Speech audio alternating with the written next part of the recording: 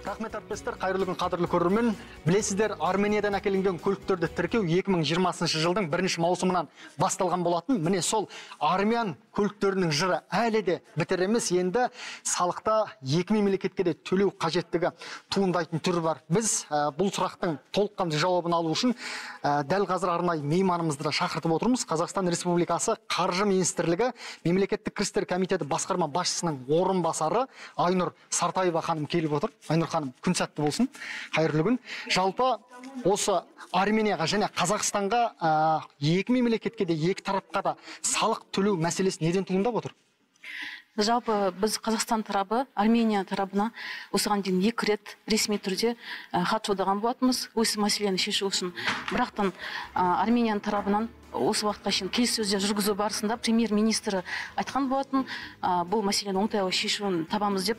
Дегенмен де олар қазіргі уақытта 2020 жылы Әзербайжан елімен қақтығыс болуына байланысты мүмкін мұшалар болмай жатқан шығар. Соған байланысты әзірге бізге оңтайлы шешім келіп түскен жоқ. Яғни армян номері бар жүргізушілер алдағы уақытта сол Армения мемлекетіне де салық төлеуге міндеттеліп қалуы мүмкін ғой сонда?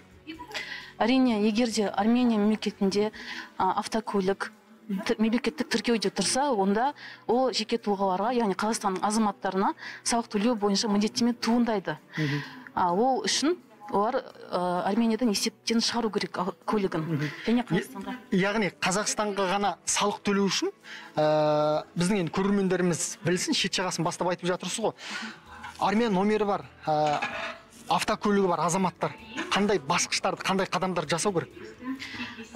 Жалпы ол азаматтар ол үшін армян елінен автокөлігін мемлекеттік тіркеуден есептен шығару керек. Сол кезде ол мемлекетте олардың ешқандай салықтық міндеттемелері туындамайды. Бірақ бұл мәселені біз жалпы көрермендерге құлаққағыс ретінде айтып жатырмыз. Қазіргі уақытта жалпы бізде Қазақстанда ішкі істер органдары тарапынан уақытша тіркеу жұмыстары жүргізіліп жатыр. Жақсы. Енді құрметті біздің Айнұр ханым, сізге қосымша тағы да бір сұрақ қоюдың реті келіп тұр. Ақыры салық төңірегін тақырыбын қаузап жатырмыз ғой. Бір жағымды хабар болсын біздің көрермендерімізге. Жалпы салық төңірегінде әдемі бір ақпарат естіп жатырмыз.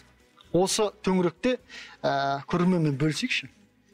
Жалпы көлік салығын төлеушілерге жақсы жаңалық бар. Ол 2020 жылдың 10 желтоқсанында заңға қол қойылған болатын. Салық кодексіне өзгеріс енді. Осы өзгерістерге сәйкес көлік салығы бұрын 31 желтоқсанға төлену керек болса, 2021 жылдан бастап ол 1 сәуірден кешіктірмей төлеу керек. Яғни ол мәселен мысал келтіріп түсіндіріп айтсам, 2020 жылдың көлік салығын жеке тұлғалар 2021 жылдың 1 сәуіріне кешіктірмей төлеу керек. Ол жағдайда олар 2020 жылдың айлық есептік көрсеткішімен есептеледі көлік салығы. Өздеріңіз білесіздер, көлік салығы міндетті түрде айлық есептік көрсеткіштің мөлшеріне байланысты есептеледі. Түсінікті. Құрметті көрермен, Айнұр ханым, сізге де алғысымызды білдіргіміз келеді. 4-5 минуттың ішінде біраз ауқымды ақпараттар алдық деп ойлаймын.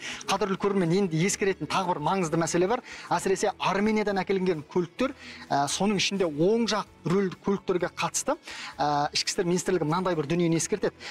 Егер көлігіңіз оң жақ рөлді болса, рөлді сол жаққа ауыстырып қоюды және уақытша есепке міндетті түрде тұруды және егер ол көлігіңізді екі жаққа да салық төлеуге міндетті болып қалғыңыз келмесе, шетелге алған жеріңізге апарып тастауды немесе бөлшектеп сатуды ұсынып отыр. Сондықтан да қадірлі көрермен, маңызды ақпараттарды әр уақытта дер кезінде біле жүргендеріңіз артық болмайды. Әріптестер, біздегі бар ақпарат осы, сөз сіздерде.